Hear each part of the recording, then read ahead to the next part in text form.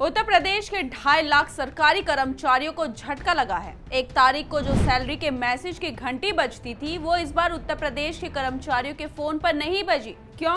क्योंकि इन सभी ने अपनी प्रॉपर्टी का ब्यूरो सही नहीं दिया है या दिया ही नहीं है।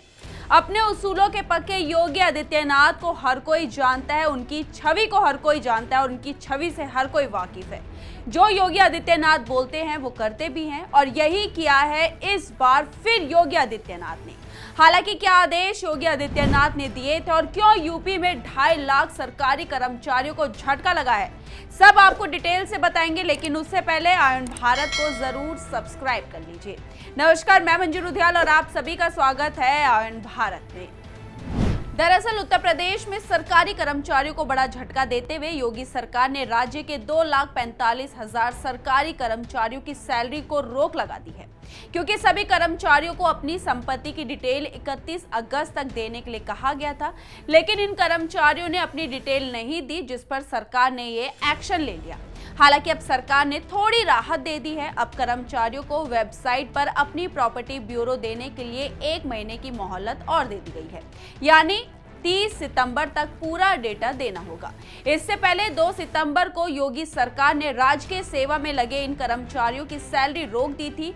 शासन ने सभी IAS, IPS, PCS और PPS अधिकारियों के अलावा करीब 6 लाख कर्मचारियों का वेतन तो जारी किया था, लेकिन करीब 2.5 लाख कर्मचारियों का सैलरी ये कहते हुए रोक दिया था कि इन्होंने अपनी संपत्ति का ब्यूरो नहीं दिया है। हालांकि गृह विभाग समेत अन्य विभागों के कर्मचारियों ने बिजी शेड्यूल का हवाला देते हुए संपत्ति का ब्यूरो देने के लिए और समय मांगा है, जिसके बाद सरकार ने सभी कर्मचारियों को 1 महीने की मोहलत और दे दी है। अब इन कर्मचारियों को हर हाल में 30 सितंबर तक अपनी संपत्ति का ब्यूरो यानी डेटा देना ही होगा। इसको लेकर मुख्य सचिव मनोज कुमार सिंह ने आदेश जारी किया है कि इन सभी कर्मचारियों को 31 अगस्त तक अपनी संपत्ति का खुलासा मानव संपदा पोर्टल पर करना था, लेकिन इन्होंने नहीं किया, इसलिए 30 सितंबर तक का टाइम दिया जाता है। बता दें, उत्तर प्रदेश में कुल 8,46,640 कर्मचारी राजकीय सेवा में हैं। रिपोर्ट में यह भी कहा गया है कि अब तक कुल 2,45,000 कर्मचारियों ने अपनी संपत्ति नहीं बताई थी। चूंकि पहले ही मुख्य सचिव मनोज सिंह ने साफ कर दिया था कि किसी को रियायत नहीं मिलेगी। ऐसे में राज्य सरकार ने 1 सितंबर को जब कर्मचारियों का वेतन जारी किया तो इसमें से संपत्ति का ब्यूरो नहीं देने वाले कर्मचारियों के नाम हटा दिए गए। उत्तर प्रदेश सरकार की रिपोर्ट के मुताबिक अब तक केवल 70% कर्मचारियों ने ही अपनी संपत्ति का खुलासा किया है। 17 अगस्त को ऑर्डर दिए गए थे कि 31 अगस्त तक संपत्ति का ब्यूरो नहीं देने वाले कर्मचारियों का वेतन रोक दिया जाएगा, और हुआ भी यही। कर्मचारियों की सैलरी पर रोक लगा दी गई। जिन 29% कर्मचारियों ने जानकारी अपडेट नहीं की है, उनमें शिक्षा, टेक्सटाइल, सैनिक कल्याण, ऊर्जा, खेल, कृषि और महिला कल्याण विभाग के कर्मचारियों की तादाद सबसे ज्यादा है। इसमें शिक्षा विभाग के कर्मचारी सबसे आगे हैं।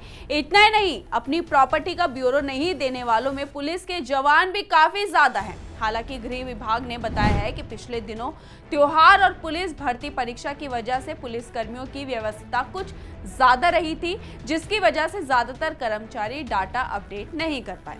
बता दें, पिछले साल अगस्त में यानी कि 2023 में योगी सरकार ने नया आदेश पारित किया था, नया आदेश लेकर आई थी, जिसमें कहा गया था कि यूपी के सभी सरकारी कर्मचारियों को अपनी चल और अचल संपत्ति का ब्यूरो ऑनलाइन संपदा पोर्टल पर अपलोड करना ही होगा।